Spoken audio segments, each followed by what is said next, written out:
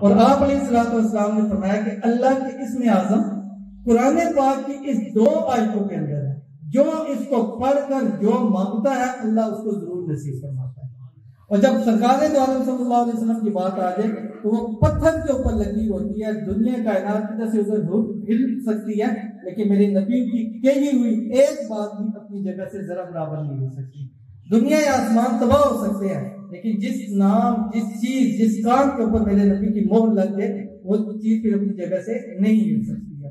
تو اس لیے یہ آج کی اس محفل میں آپ کو ایک ساتھ تحفہ دے کر جا رہا ہوں ان 2 آیتوں کا۔ ابھی ہم پڑھیں گے تاکہ آپ میرے ساتھ پڑھیں، اس کے بعد دعا ہوگی، تو اس دعا کے اندر اللہ تعالیٰ ہماری تمام دعاؤں کو قبول فرمائے۔ تو یہ 2 آیتیں پڑھوں گا، آپ میرے ساتھ اس کو ضرور پڑھیے سارے۔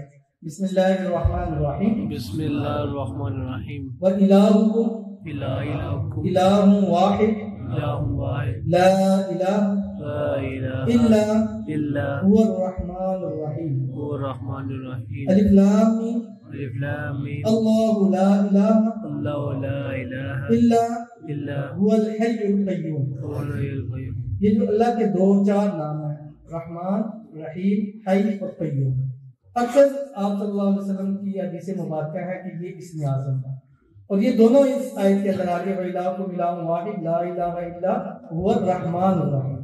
الف لام میم اللہ لا الہ الا هو الحی القیوم۔ اس کو پڑھ کر جو دعا کی جاتی ہے، جو مانگا جاتا ہے، اللہ نصیب فرماتا ہے۔